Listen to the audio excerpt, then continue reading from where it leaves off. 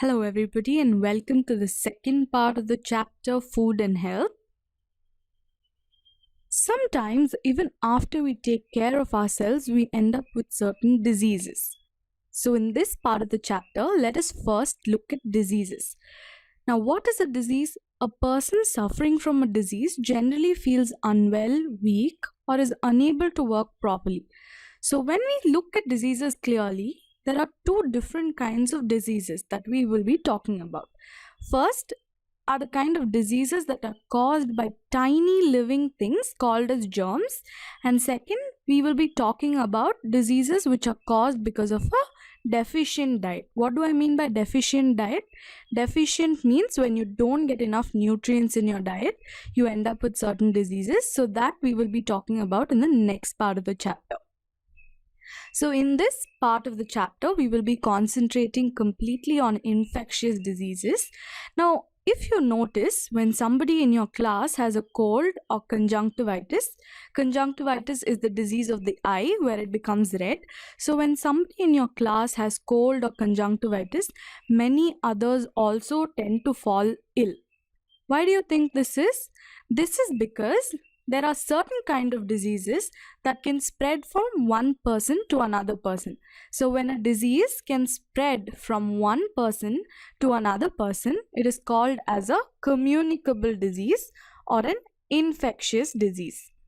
Okay, so diseases that can spread from one person to another person is called as communicable or infectious disease. Now, a person gets a disease when germs enter the body and damage the body cells. Let us concentrate on how exactly spread of infectious diseases happen.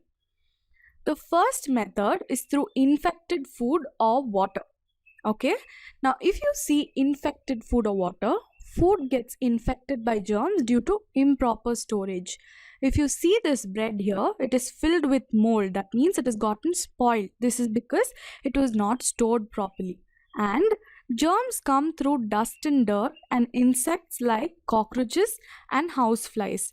So because of this also you get infected. And eating such spoiled food causes diseases. Examples for diseases that spread through infected food and water is diarrhea, typhoid, jaundice, and cholera. So these are the diseases that spread through infected food and water. The next method is through direct contact. Through direct contact means when you come in contact with a person suffering from these diseases, you also will get the disease. For this, the examples are ringworm, you have chicken pox, measles, and common cold. Generally, when somebody gets these diseases, we tend to keep distance from them because we do not want to get infected as well. So, the infected towels, handkerchiefs, and toys of such people must be kept away because if you come in direct contact with these articles of an infected person, you will also fall ill. The third method in which spread of infectious diseases happen is through air. Coughing and sneezing both aids in spitting of the germs. Now because of this, germs will spread rapidly in air, and when a healthy person comes in contact with these germs, they also fall ill. Example for this is common cold, flu, viral fever, and measles. So these are the first three methods. The first one is through infected food and water. Second one is through direct contact, and the third one is through air. Let's look at the fourth one. Fourth one is through insects. This is something I'm sure you will all be well aware of. Through insects, we have blood-sucking insects like mosquitoes and fleas that cause malaria, dengue, and plague. Now, both of these are mosquitoes. I'm sure you've seen mosquitoes. This here is a rat flea. It is a flea. It is also a bloodsucker, but generally seen in other mammals. Sometimes they also bite humans.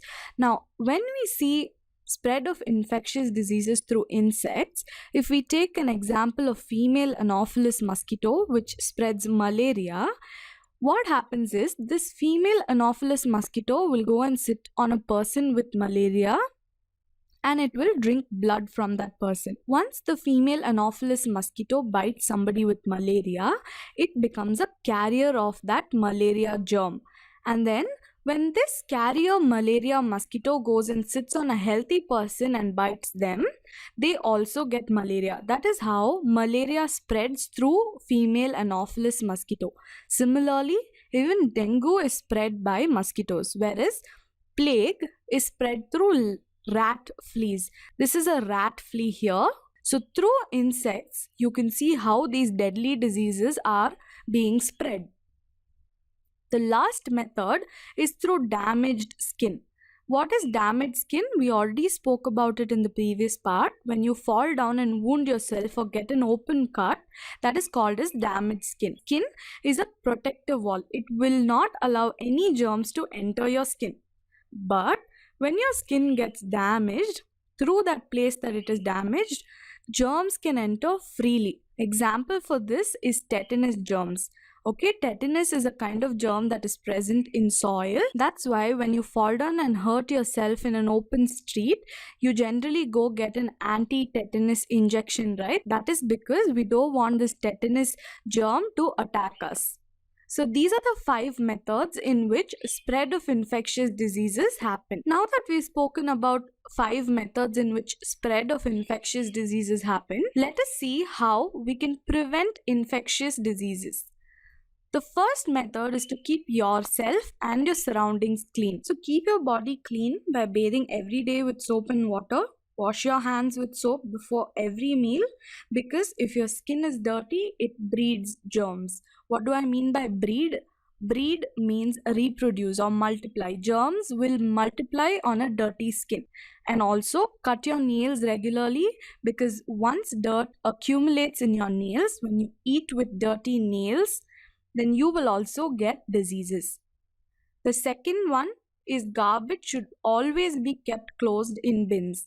Okay, so when you have garbage, you should always keep it in closed bins, and it has to be discarded time to time. The third method, the house should be airy and should allow sunlight to enter.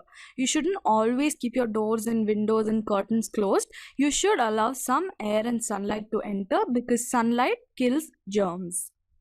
The fourth method, you should use disinfectants and antiseptics to clean your floor, the bathrooms, the drains, and bed linen. Now, when you hurt yourself also, you must clean the wound with an antiseptic. So with this, we can make sure that all the infection causing germs are killed. The fifth method is preventing breeding of insects in and around your house. How can we do this? We know very well that mosquitoes love to breed in stagnant water. So you should make sure that you don't have any source of stagnant water in or around your house, so that we are not allowing any of these insects to breed. The next method, the infected person and his belongings must be kept away from others. We should not let anybody and everybody use the handkerchief or toys or towels of somebody who has an infection. It should be kept separately, so that we are preventing the spread of these kind of infectious diseases. The next one is by boiling drinking water for 10 to 15 minutes before we drink it. Now you know that water comes from various sources. It can have many infection causing germs. The only way in which we can prevent getting infectious diseases is by boiling water for 10 to 15 minutes before we drink it. Now we've seen how infectious diseases are spread. We've even spoken about prevention of infectious diseases. Let's talk about another very interesting part of the chapter called as immunization. People, especially children, are given injections called as vaccines to prevent them from getting serious diseases.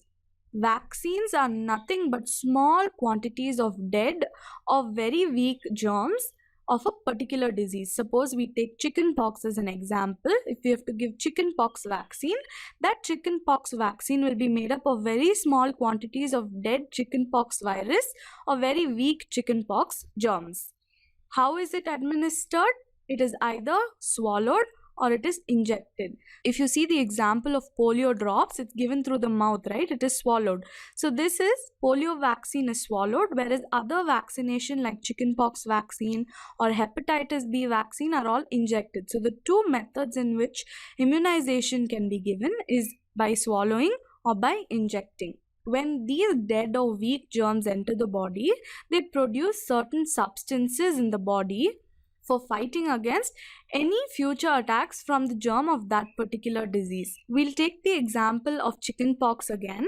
If chickenpox vaccine is given, because of this dead or weak virus coming in, the body suddenly starts producing substances that can fight against chickenpox. So by giving chickenpox virus in very small quantities, we are building the immunity of the body. So this method in which we can fight back against any future attacks by chickenpox is called as immunity. Examples for different kinds of vaccines are measles, typhoid, tetanus, polio, and mumps. These are a few vaccines which are available.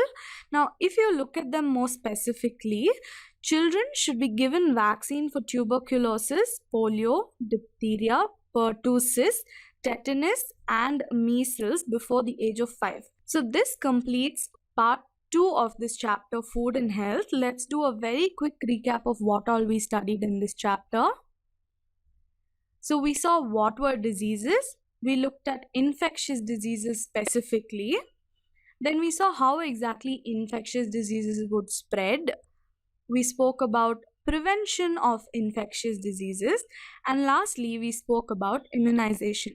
If you have any doubts with any part of this chapter, please feel free to comment below and ask us about it. Please share, like, and subscribe to our channel. Thank you.